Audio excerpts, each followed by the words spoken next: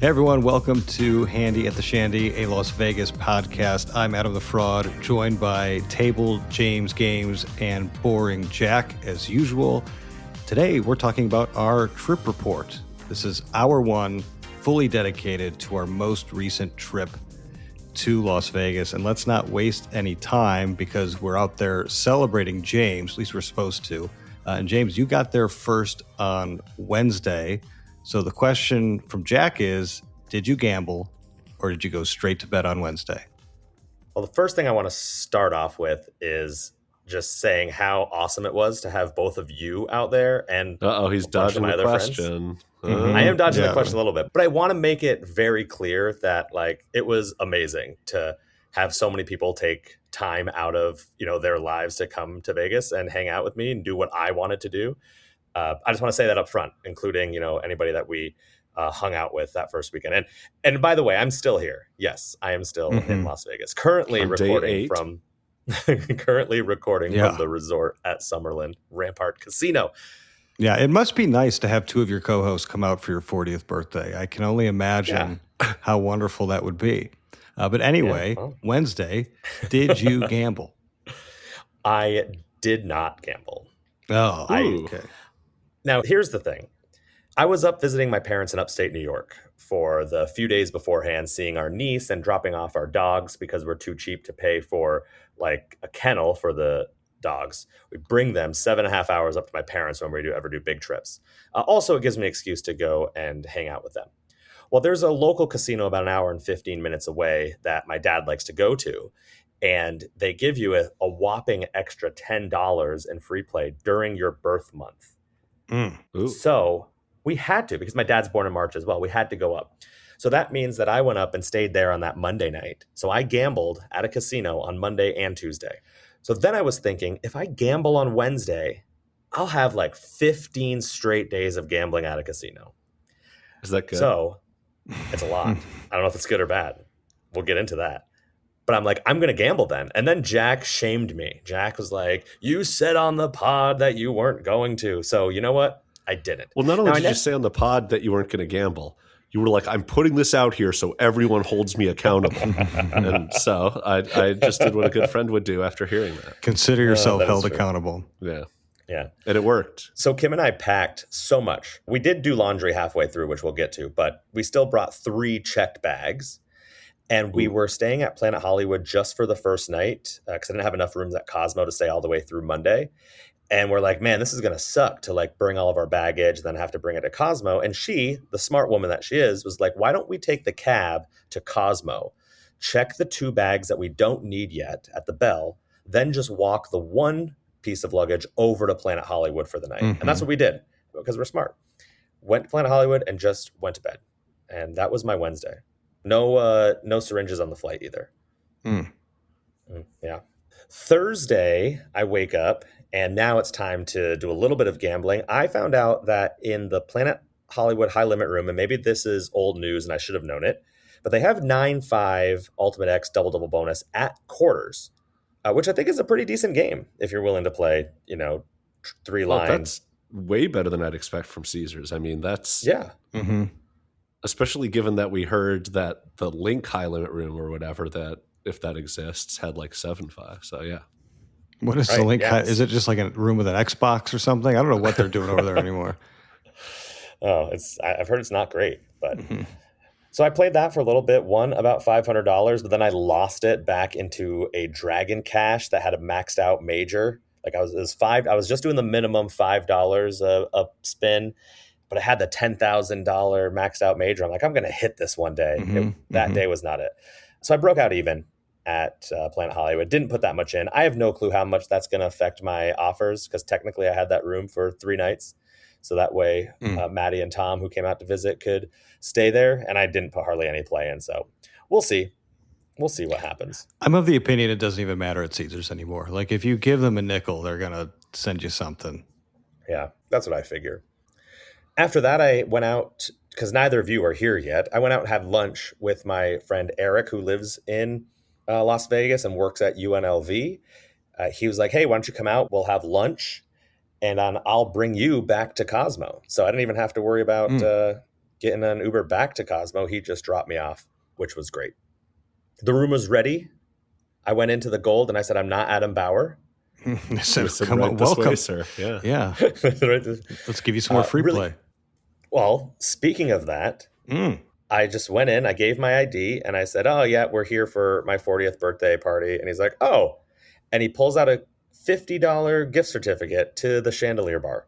And it's just like, this is on us. And I was like, that's really nice. Like, I wasn't expecting that or anything. Yeah. So here's a tip. Just tell them something's going on when you get to the gold check-in at the Cosmo. And they were able to put us over in the Boulevard Tower. Nice. That's the difference for me, because I asked them, hey, what's going on? Not, hey, there is something going on. And that's, I think, the attitude shift helped you there. Yeah. I was very positive going in. And also I was like, just pumped. I'm ready to go. The first person who got in from my friends outside of the two wonderful people that are on this call is Colin, who we've talked about before, listener Colin, buddy Colin. Friend of the pod. He loves, friend of the pod, loves a good cigar and the Venetian Palazzo High Limit room. So we walked over there and I took out my first $2,000 marker of the trip, even though I was only going to be there for less than an hour. And I was like, I'll take two $1,000 Tito's, please. And they're like, okay, here you go. Pretty easy. Actually, you know what? Back up for a second. My line had closed because I hadn't been there in a month. And at Venetian Palazzo, like not closed. It was, they couldn't, I had to activate it. I don't know. Was it closed? Oh, right. I don't know what the banking terms are. Generally like your line is, so one thing that the credit office will very often do is that if you're not in town and they don't know that you're in town, you can't just go get a marker.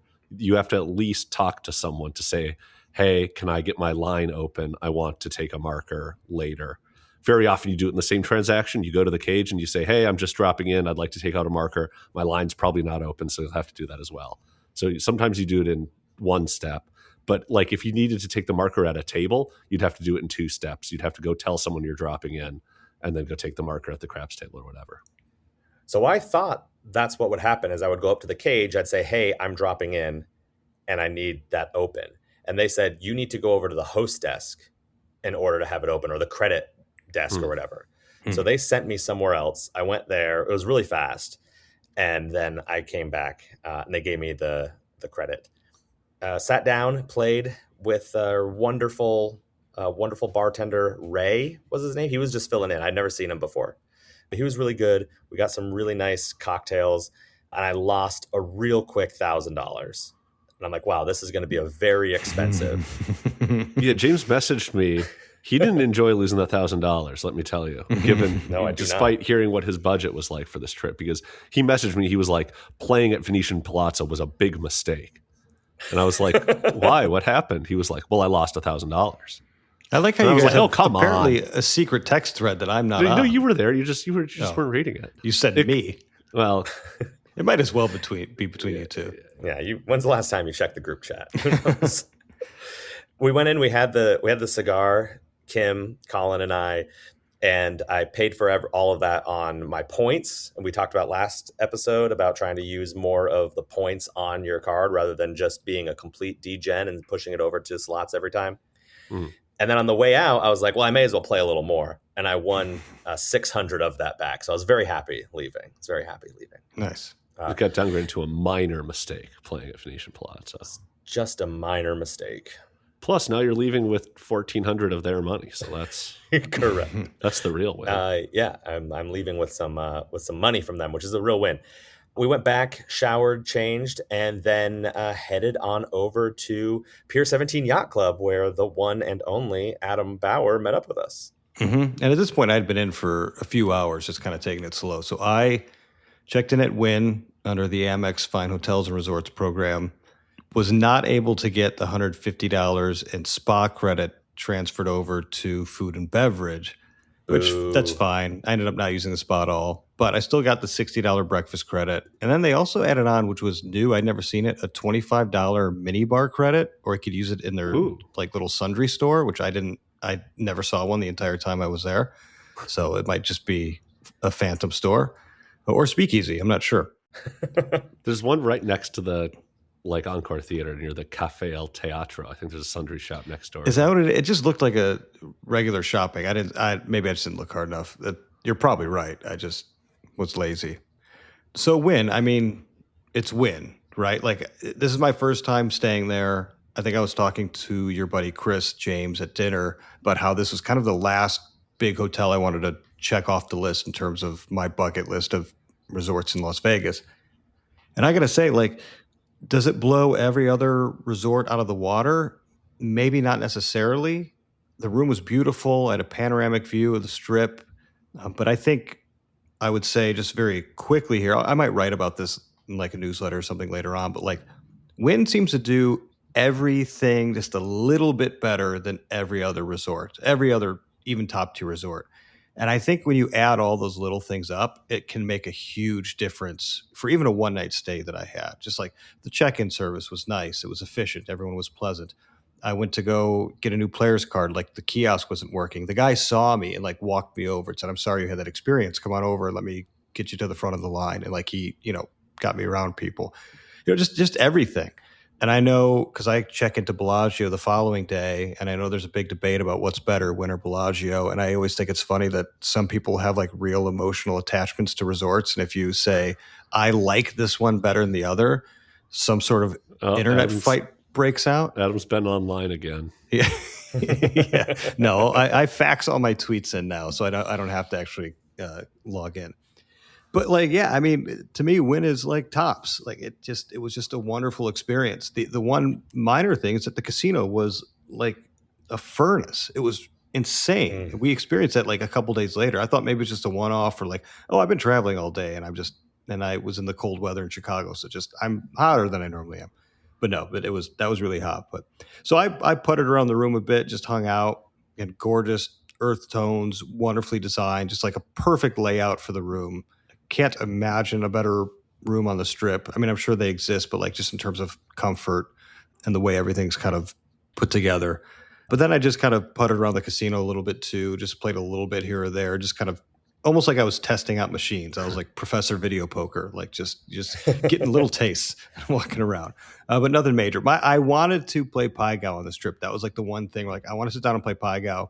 All they had open was a $50 table, which it's technically in my budget, but I was like, it's like 2:00. Do I want to start this trip out in a $50 Pai Gow session? Like, I'll just wait for the rest of the trip, and I'm sure something will come up. And then I got freshened up and headed over to Pier 17 to meet James and the rest of the crew. Yeah, and it was a good time. Jack wasn't there yet, so it was really good. It was fantastic. This was the first time that I found out that my wife made temporary tattoos with my face on it and handed them out to people to put temporary tattoos on their bodies of my face with a mustache. So that was They weren't that temporary if you didn't have makeup remover. Mine lasted for a few days longer than I wanted. That is true. They seem to be pretty high quality with it. So the reason why we went there was because I got that email, like we talked about in the last episode, of this birthday special, which was a burger, tots, and a cocktail. It was $85, the normal price, but I got it for $35. And so the reason why it was $85, because the cocktail it comes with is like a big jug, not a big jug, but a decent size, like a flask size. It was like a $65 cocktail. Share it with your friends party flask. Yeah. And that's why what it was. That plus a burger and tots is normally $85. So we're so sorry, Absinthe, Pants Burger, Pier 17 for besmirching you. But was the burger and fries? Yeah, we didn't share it. Was the burger and fries $50 or $30 anyway? It didn't seem like it was that much. I think my burger was like $19. Well, that's the point, is that he got like a $65 cocktail. Yeah, but plus that a burger and fries. More $65. I'm going to be honest with you. Bucks. Yeah. Either way, sorry, I shouldn't food cost shame, because that's going to come up here in a little bit. But yeah, it's going to definitely come up in a little bit. But it was $19 for the burger and tots, like basic burger, basic tots, which I thought was very reasonable for on the Strip. And they were good. It was good. It was really good. And then everyone was getting cocktails. Cocktails were 15 to 20, kind of your what you would kind of expect. And I thought it was really cool. So what's it like getting in there? Do you have to walk through the absinthe gates and just be like, oh, we're just walking in? Or yeah, so I showed up. So Kim and I showed up, And we're kind of waiting out front because I was like, oh, I'm going to wait for the other people. We had a group of 6. And one of the ushers was like, are you for the 40th birthday party? And I was like, James? It's like, yeah, Tierney. I was like, okay. It's like, come on in, we're open. I was like, all right. It's like, I'll tell your other people to find you. So it seemed Kim like and they I were went desperate for people to come back there. Oh yeah, I think they were. I don't think many people know about it. Mm-hmm. You go through that main entrance, like where like near the tent, and then you just turn left. There's a little walkway, seemed like a wooden covered bridge type walkway to Mm-hmm. get into an area. There's a small bar, and then there's like an outdoor, I don't know, patio space. Maybe you would explain it as, Adam. I don't know. How would you Mm-hmm. describe it? Yeah, I think that's right. Yeah. There were not normal seats. Like Adam had to sit on a stump, I think. Mm-hmm. I got a splinter too. Yeah. So I'm suing. Mm-hmm. And then the interesting thing was you ordered everything from one person, which was the bartender. So if you wanted any food or you wanted any drinks, you had to go up to the bar to order everything, and then they would bring it out to you. Mm-hmm. So there was no wait staff or anything coming around. But I had a really good time. Like this is Mm-hmm. when my friend Chris showed up and Adam showed up. So I got to see the two of them. Also, my buddy Mike was in town, who we had actually seen earlier at Cosmo because he was using Kim's room for the weekend. And so I think the 6 of us had a really good time. Mm-hmm. I was very glad we went, and it didn't end up running anybody too much money. No, it was very moderately priced. It was good. Like I was surprised at how good the burger was, and yeah, I think, when the $85 price tag, I was like, what are we getting into here? But no, Yeah. it was very reasonable. Yeah, and I did finish that by myself, that $65 whatever. I don't even remember what I got, but it was pretty strong. I was feeling it after that, and I was like, that's fine, because tonight we have nothing else planned. I'm going to go back. I'm just going to start drinking water. I'm going to Mm-hmm. sit at the shandy, maybe have a drink or two, Yeah. and it'll be fine. We'll have a low key, quiet night. So how did that work out? My sister texted me. Yes. Adam's sister texted. And what did she say? She said they were late to the party at Marquee because there was Marquee's like reopening. I'm just making stuff up now. She said a bunch of stuff about Marquee and I immediately forgot it.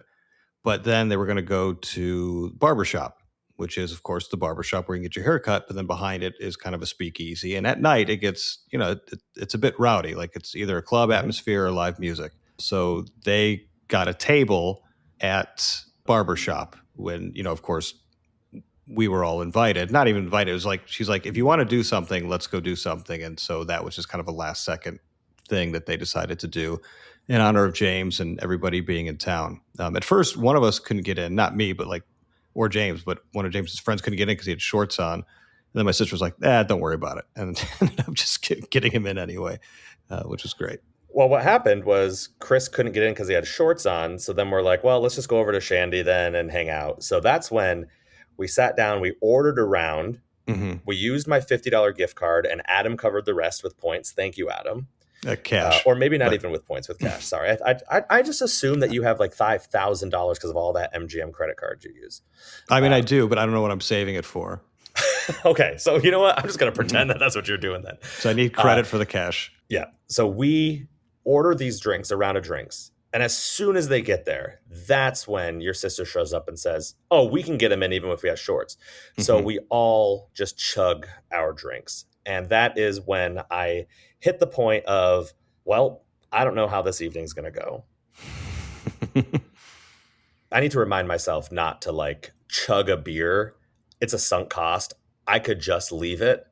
But like and when you're in that state, you're like, oh, I got to finish this. So yeah. And I felt like people were feeling bad that like you and I paid for the drinks. I was trying to tell people like, listen, just put it down. It doesn't matter what you have. Because I don't think people realized that like we weren't going to have to pay for anything when we got in there. So it's just like, just put it down. Let's go. It's all good. Yeah. So we got into Barbershop. It was a really cool table right in the middle, like two big leather sofas kind of facing each other. But the theme at Barbershop that night was, well, it's called emo night. Really, they were playing like late 90s, early 2000s, like alternative rock. So like, and some punk, like Blink-182, Green Day, just a lot of, like our age punk and alternative music, and it was a ton of fun. The band was fantastic. And I think fantastic. Been bemoaning the lack of live music in Las Vegas. It turns out I just wasn't really trying to see it, and so we had an opportunity to go see some. And they were really good. They sounded phenomenal. Yeah, it was so much fun. Like, I have not had that much fun at a live music venue in a while. And it really, I mean, it had everything to do with the music. Like, yeah, it was wonderful, like awesome that your sister was able to like get us this table in the middle and, we didn't have to pay for drinks, but I only had one drink as it was because I was done. It was really fun. And they're playing, like, I felt like every single song they played, like everyone at our table knew it and was just screaming it like as loud as you can. So it was really fun. Now, a couple of my friends, they did drink a decent amount. And at one point, one of them kind of fell over a little bit, had to sit down for a while. Just a little bit of falling over. Also, Kim and I decided we were going to leave. So Colin and Chris came with us and then turned back around and rejoined the group until they closed down the bar or whatever.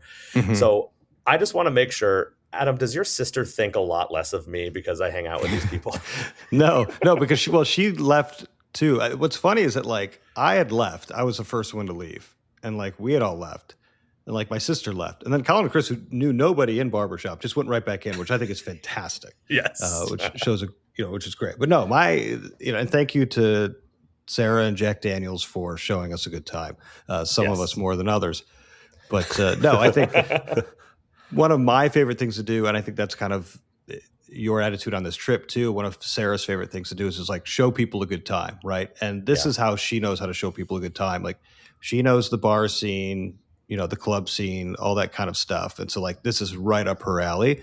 And so like anytime she texts me and says, "Where are you?" and we're in the same building, I'm like, "Oh, we're in for a night." Like, 'cause I can't, like, I should just start lying. This has happened like on 3 different occasions. She's like, "Where are you?" Yeah. I'm like, "We're headed to Cosmo." She's like, "Cool, we're in Cosmo." And on one hand, I'm like, I love to see my sister. It's so great to see her. And on the other hand, I'm like, shit, because this is going to be a thing. And sometimes I don't like things, but yeah, it was fun. And it's one of those things where like, it's not something I would have otherwise done.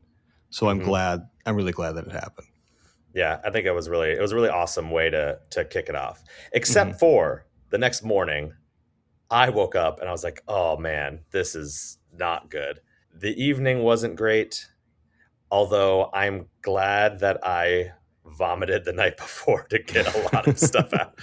And I really think, and I've said this before, it happens when I start mixing things, because I was, I had that cocktail and then I had a couple beers and then I went back to like Jack Daniels. I need to stop. I need to just drink it's just the law of large numbers. The more drinks you have, the more likely you are to have had different ones, right? Yeah, if you're mixing something, that means you've had more than one thing. Yes, that's true. That's probably true too. But I wasn't as bad as Kimberly, my wonderful wife. Is she okay with you sharing this? Oh yeah, absolutely. She spent most of the next day. Friend of the pod, Kim. She spent most of the day horizontal. I don't think she ended up getting out of bed till like 4 or 5 p.m. the next day, which, it happens. It happens. Yeah. I woke up, like I said, hungover. I did a really small walk with my friend Bill when he got in over to Park MGM. They had a $10 craps table going at a Friday. Nice. Early afternoon.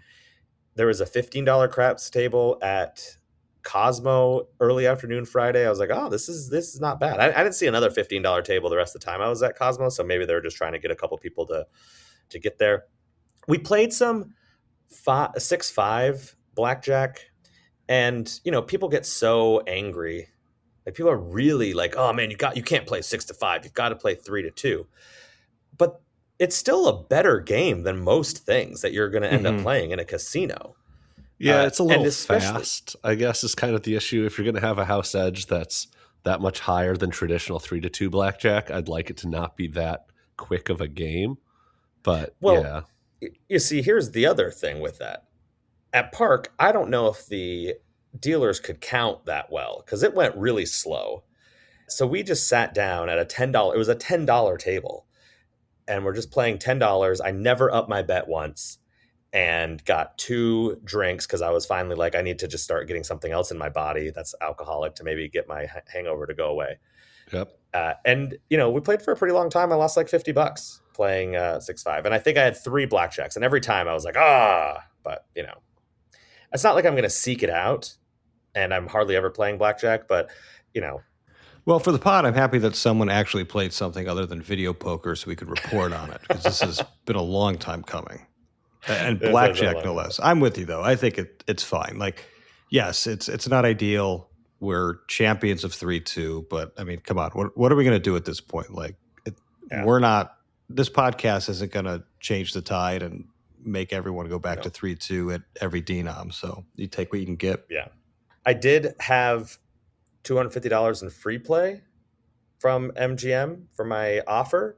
And so I said, hey, I'm going to play 50 cent Ultimate X. Oh, yeah. You start on the 50 senses. I started on 50 senses because you get 9-5 double bonus.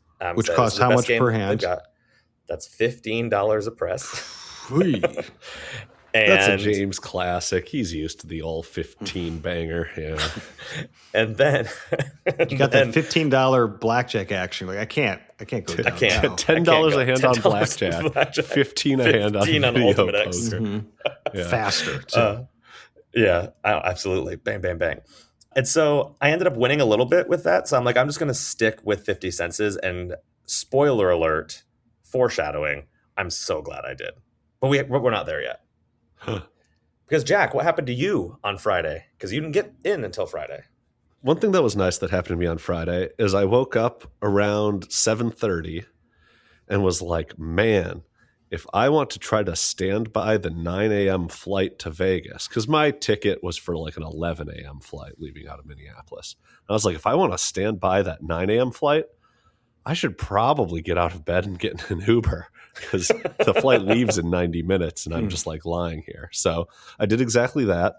Basically, I was through security to the gate, to the Delta help desk, and back to the gate by like 8:30 before they had even started boarding. So I feel like this whole trip we got in before all the TSA shenanigans really came to a head.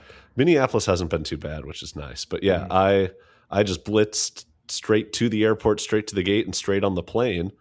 And we were pushing back from the gate within like 90 minutes of me waking up. So that was really fun. And I got in a couple hours earlier. And so what I did with that extra time was turn this into a big gambling day at the Chandelier Bar. I mean, shocker. There was a brief bit where I did take a break to go grab a U-Wrap from Bong Bar upstairs at the Cosmo Food Court, which is my go-to scarf it down quick food when I know I need to eat something, but I also don't want to eat something I want to keep playing. That's my go-to for that. And so everyone needs to have that in Vegas. I also did the Gold Line check-in, and the guy in there, I don't want to say he gave me attitude, but like he acted like he was doing me a big favor just doing a really normal thing.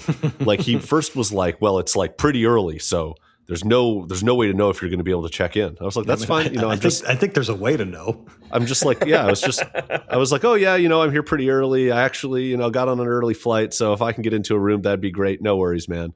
And he was like, well, there's like usually $100 check-in early fee. I'll waive that for you. But there's like this fee here. And he wanted to make it like very clear to me that like, that I sucked. And so for doing this. And so it was just kind of like, all right. And then he got me a room immediately, and I was in and out in like, I don't know, under 2 minutes, which was really nice. And I got to my room, but I just like, I don't know. At every point, he wanted to make it clear that I wasn't going to get what I want. And then he just gave me what I want and sent me on my way. I'm hesitant to say anything bad or even remotely controversial about an employee at Cosmo, because it's going to get back to them now, and I'm going to have no one to talk to when I go there. But like the general front desk attendants are fantastic, and I've had nothing but friction with those in like the gold, platinum, or status. I've had some good experiences in the status room, but this guy was he was at least very efficient. It's probably a me thing. I mean, there's no way to tell. But while you were doing that, I was at Wynn, waking up. I went to the gym. Once again, the gym is a little bit better than any other gym I've been to in Las Vegas. Everybody at Wynn is very health conscious, by the way. That gym was packed at like 8 in the morning. It was insane. And then I went back to the room and I got room service. And I posted about it on Twitter, knowing that people would disagree with my life choices there. But I have to say, so it was $80. Of course, I had $60 in credit to use anyway. I got a bagel, a side of bacon, a carafe of coffee, then a yogurt parfait, and it was $80. And according to some people, that is an atrocity that should be rectified. Probably with me in prison. I don't really know what the punishment should be. What was the main issue of these critics? What were they too taking much. issue with? It's not. It costs worth too it. much. It costs too much. Well, Which, by the way, they didn't say anything about true. me staying at Wynn. That costs more than many other places I could have stayed at. It just seems to be a food issue with people, right? Because if I say, "Oh, I stayed at Bellagio," I stayed at Venetian, no one goes, "Well, that's too much. You could have stayed at Oyo and gotten it much cheaper." It seems like if there's food alternatives that are less expensive, that upsets Vegas Twitter more than any other type of thing that you might have to pay for. Yeah. It could be because you went for such, food. You went for food that is available kind of at like a grab and go place. Yeah. If you get the bagel and the yogurt parfait, you're not really impressing anyone the way you might impress them by staying at a nice resort. Well, I didn't impress them with my proportion sizes either, because people were asking, like, where's the rest of it, right? So apparently I also need to eat a lot. It's like my caloric intake wasn't enough, and how much I paid was way more than enough. So it's really no pleasing people with breakfast. But here's what I will say to the naysayers. One, Wynn does actual cutlery, which is nice, instead of like plastic to-go stuff. It is a beautiful room with a beautiful view. Like, you would pay extra to have a great view at a restaurant or something, or like that would be an experience that you would enjoy. And of course, it would be baked into their prices that you would pay a little bit more at a restaurant, something like that. So for me, it was like, it's a wonderful room to sit in. I don't want to waste this. I've only got a couple more hours here. It's breakfast, whatever, but I will happily pay $80 to one. I have not had a quiet morning. I have kids. Like, there's no quiet. So like, I got a quiet morning to myself in a beautiful room, looking down the strip. Like, to hell if that is not worth $80. I probably would have paid $300 plus for it, to be completely honest with you. So if anyone out there listening is a big fan of getting more calories for fewer dollars, just keep listening. We're going to get there. We will get there. Yes, absolutely. We're going to get there for sure.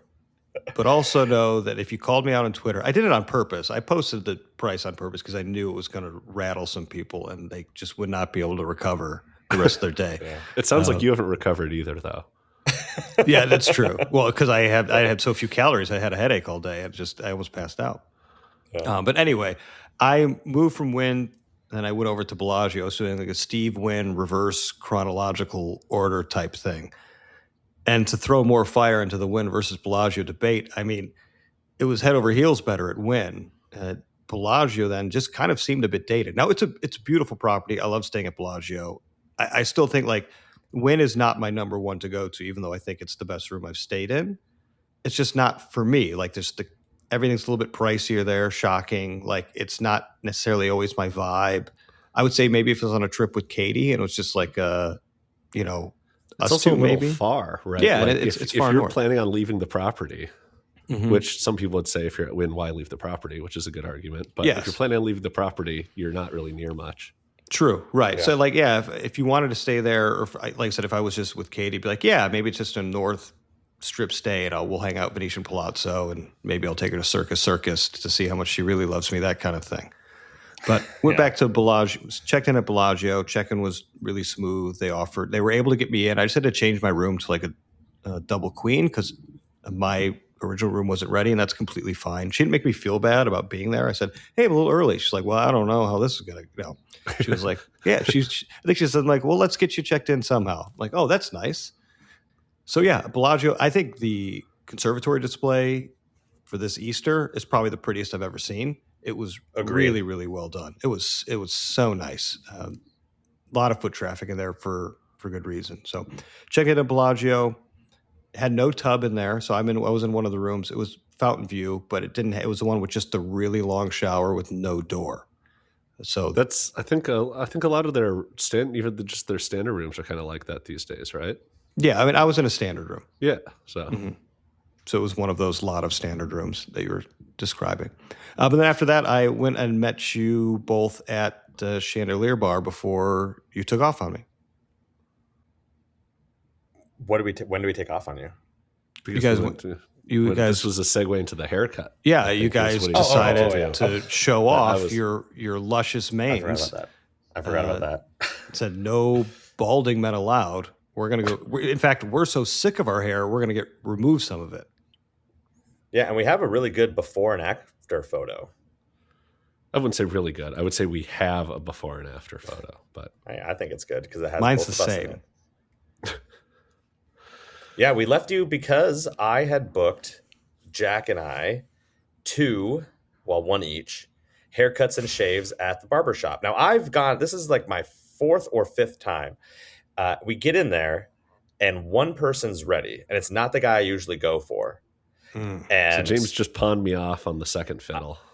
I pawned Jack off on the second fiddle. Now my guy, Nick, was like 25 minutes behind. So Jack was almost done this haircut by the time I got in. Now I'll do my report real quick because it was the same as before. The guy's great conversation, wonderful haircut, nice shave, took his time. It was awesome. Jack, how was yours? Well, the guy was very meticulous, despite just getting like a buzz cut and then a beard trim, which is also done, mostly with a clippers with various different guards on it. He just spent a lot of time going over different areas and getting like the fade and stuff right and trying to blend the beard into the hair. So it was very good how meticulous he was. I don't know if he said anything to me for the first like 60 to 70 minutes You got to concentrate. of the 75-minute haircut. And then like after that, he seemed to warm up a bit and we talked for the last like 5 to 8 minutes. So that was something. I don't know. I was like pretty drunk at this point, so I didn't mind just kind of like closing my eyes. Maybe he was talking to you and you were just so out of it. No, it was kind of the opposite thing where it's like, maybe it was good for him that he didn't open that can of worms. So I didn't talk his ear off. But on the other hand, I just kind of like closed my eyes and like zoned out. And it was a nice experience. They didn't offer me a drink until the very end on the way out. He was like, oh yeah, by the way, this comes with a drink. So like we have XYZ cocktails. If you want one of those, just ask the lady when you check out. And I was like, yeah, it would have been nice to have a drink while you get your haircut. That's kind of like, I guess that's not like, there's no reason that having a drink in your hand while you're getting your haircut is a good thing. Like that could be gross or like, but that is part of like the mystique of the thing, right? Is that you're sitting there, you're enjoying a cocktail, you're getting your hair done. Like it's part of the relaxing experience to me is the idea of having the drink in hand, even if that wouldn't have been ideal. Yeah, it was also a little odd because we were clearly in a good mood, right? I mean, we had just come from playing a bunch of video poker. We both have a decent amount of drinks in us, and we're like, "Oh yeah, he's gonna get a buzz cut. Like we're taking it all off," and like he didn't say a word. It was just like deadpan. Like I'm like, yeah, it was okay. It was kind of Now, for listeners at home, how much did you pay for these haircuts? The haircut plus a shave before tip, I think, is like 150 flat. 135, I think. Now, did you guys know that you can get haircuts for way less than that? I mean, significantly less. Yeah, like the cost of a Wynn parfait. I was happy to do this with James. It was a fun thing. We can say we did it. It was content for the pod. Okay. It's a tax write-off. Yeah. I don't know. I'm just making up stuff at this point. I will say that, yes, you are right. You can get a haircut and like a shave, and it's going to be cheaper than it. For $135, so it's $135 for the stuff that we got, but before tip, and I think I gave 25 or 30 for tip. The shave part is very relaxing there. I've done a full face shave or beard trim and shave at other places, and they, it's multiple warm towels, a cold towel. There's a lot of, we're going to put this nice smelly moisturizer stuff in your beard. I don't know. It's just really, really relaxing for me for that 75 minutes. Yeah. And I kind of view it as like the other option I would have, like to go and be relaxed for that amount of time, and like have something done at a spa would probably be a massage, which would be twice that much. So You I always take a still sad girl justify it bath that way. if you're I Costco. could take a sad girl bath. True. But Adam, how do we look? Do you think we look good? I mean, you look great. Yeah. I mean, haircuts are haircuts. I don't really know at this point. I haven't experienced that in maybe a decade. So, but good on you for doing that. So immediately following that haircut experience, I got my little Negroni to go in a plastic cup, and we headed back to the Chandelier Bar at the Cosmo, where we met up with Vegas J-Dubs. Yeah. J-Dubs was there. I was super excited. He brought me some cheese because I had given him a little bit of shit because he didn't give me any of his own cheese at Zorkfest. So that was my... Okay, you had to walk... Didn't you walk into the barbershop with the cheese? Yes, that's right. He gave it to me before, and so I just had to put it like on the shelf at the barbershop, just a block of cheese. And I texted Kim. I'm like, hey, are you finally sober enough? And this is the first time she left the room. Our haircut was at 5 p.m. I was like, I need you to come down here and get a block of cheese and bring it back up to the room to put it in the refrigerator, please. And she did. If there's anything a hungover person wants to hear, it's come get some cheese. Yeah, that's right. I forgot it was before that. But I will say this. I've been having to carry this block of cheese around for like 12 days. And like at Wynn, which we'll get there, but I'm just going to get all the cheese content out of the way right now. There's no refrigerator in the room at Wynn. So what we did was we had to go and fill up an ice bucket, which you usually would be like, oh, that's great for your drinks or your champagne to keep it cold. No, it was for one block of cheese that just sat in an ice bucket for the last day and a half. That's great. But we went to the Shandy. Did anything good happen in that one, John? Well, so Jack? Like I said, this turned into a decently sized gambling day for me. We were just kind of killing time until that 8:45 reservation at Best Friend.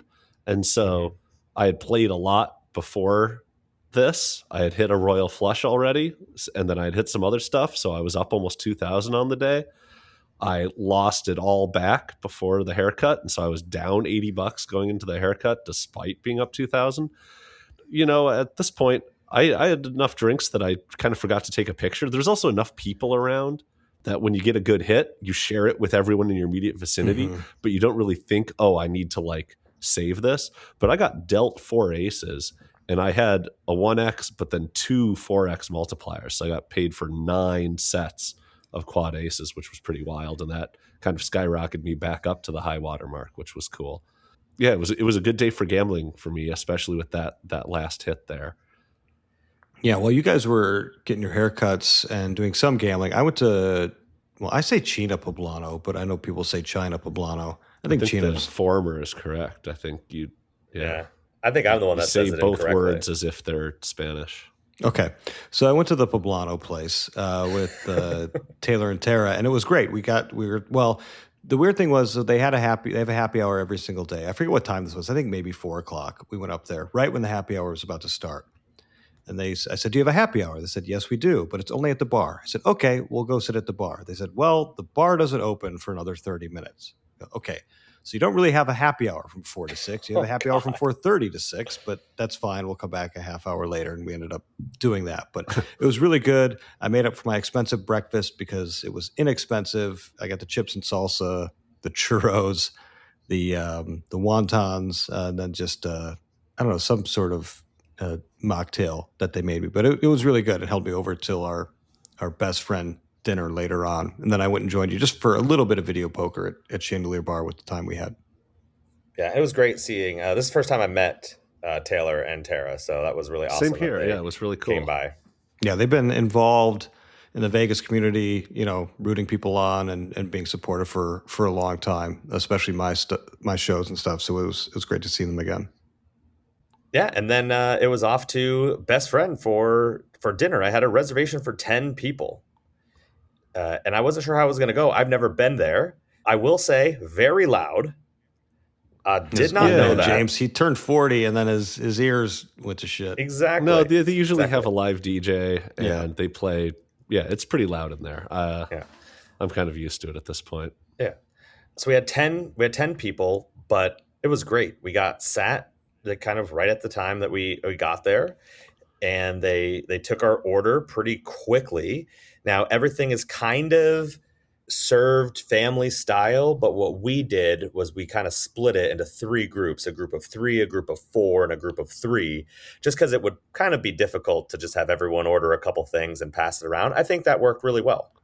That was a strategy that we kind of came up with very quickly that I think was pretty genius. Where it was like, we're not messing around.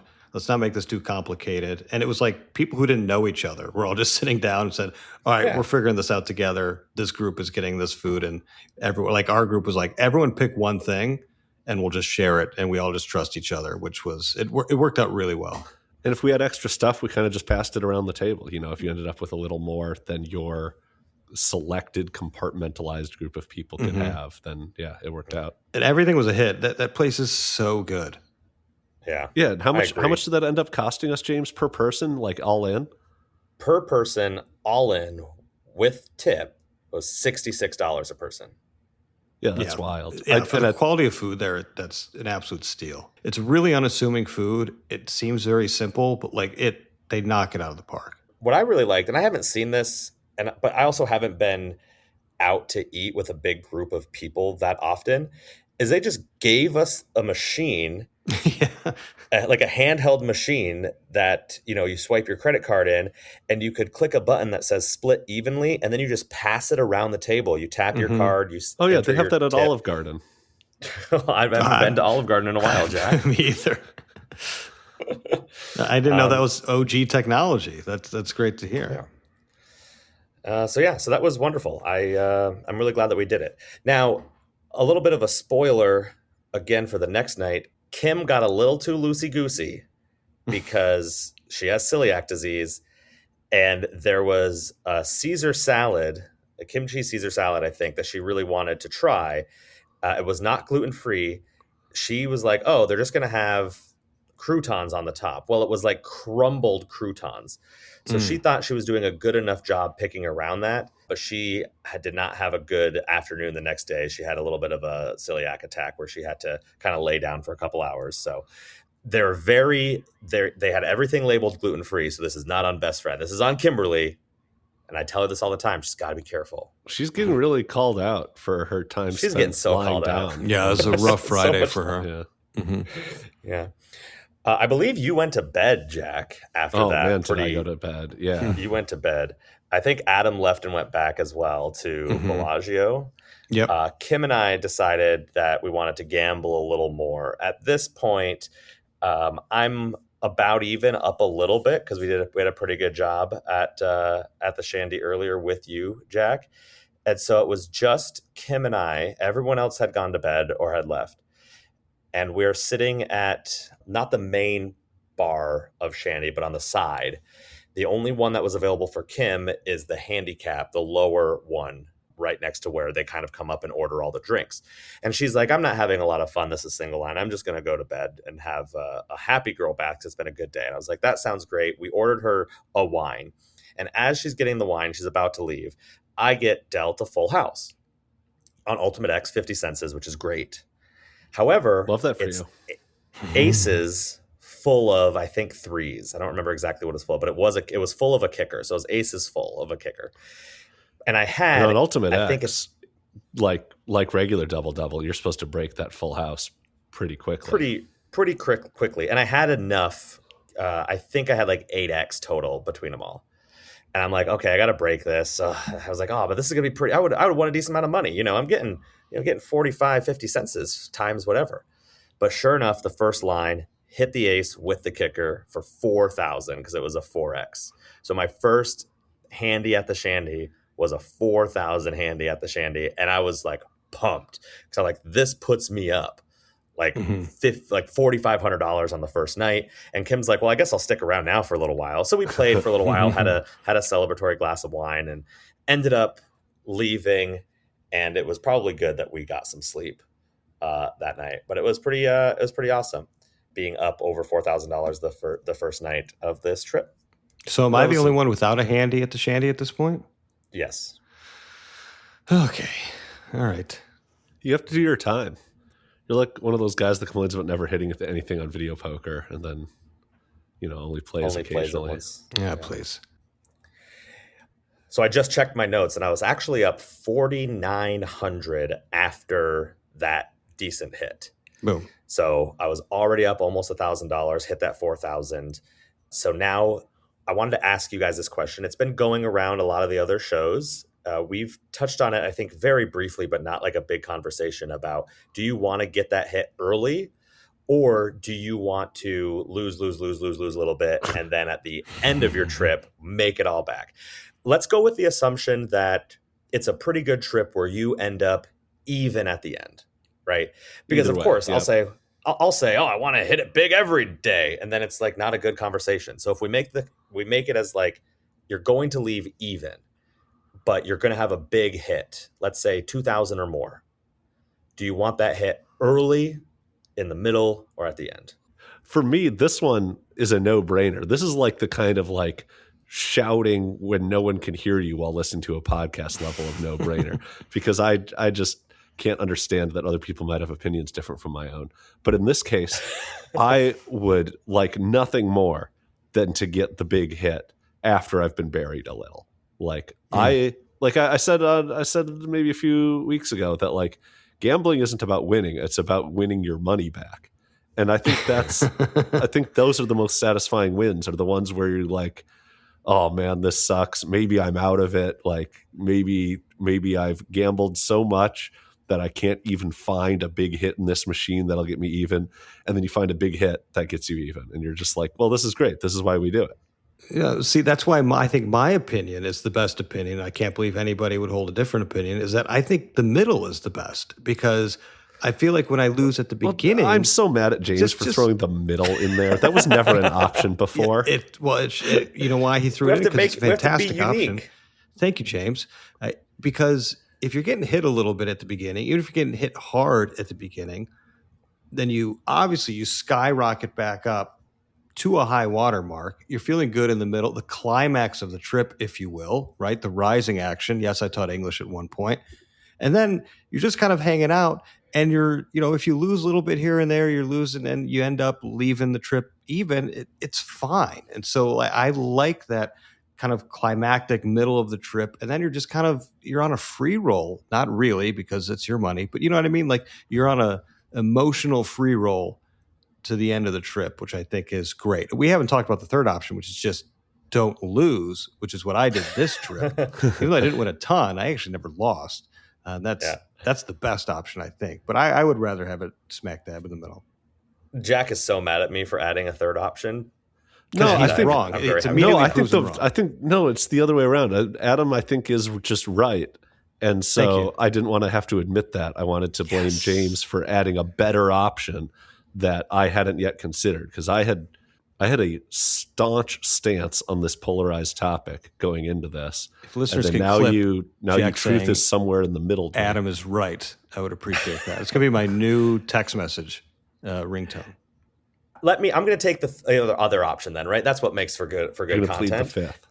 I'm going to say it has been. I mean, I'm still on this trip, but there's also been some other hits. Spoiler alert, woo woo, foreshadowing. Having a big hit early has made it just really great to, if I decide, hey, I want to go do this thing with my friends and I might lose, $1,000 doing it. Mm-hmm. I don't feel that like anxiety, like, oh man, I could have played that $1,000 at the Chandelier Bar, which like, yes, I could have, but if I'm down and someone says, hey, let's go play Pai Gow, and I lose 500 at the Pai Gow table, even though I'm having a really good time with like my friends, I still have that in the back of my head. Like, I really wish I would have spent that somewhere else. If I'm up to $3,000 and I go lose $500 playing Pai Gow or slots with someone, I can enjoy that time with my friends more. Mm-hmm. So I think I'm more willing to go do things that I'm not going to care if I spend money doing things if I'm already up. So I do like having that hit at the beginning. Yeah. And I've had this happen before where you're up big and then you end up even and you feel like you've lost all that money. But I've come around to know that like, I'm not going to stop. Like I guarantee right. By the time we get through this trip report and at one point I'm up a good amount of money, I know that I'm going to have people who are like, well, why don't you just stop? Because I'm not just going to not gamble in Vegas for 6 days, people. I'm not going to not play 50 cents anymore. Exactly. I moved down to quarters and hit some good things. I hated it. All right, well, we got through Friday, so I think that's going to do it for hour one. And hour two, we'll pick up back and go through the rest of our trip as a threesome through Sunday into Monday when Jack and I leave. So thank you very much for listening to hour one. This is Handy at the Shandy. I'm Adam the Fraud with Boring Jack and Table James Games. Thank you for listening. Bye now. See you soon.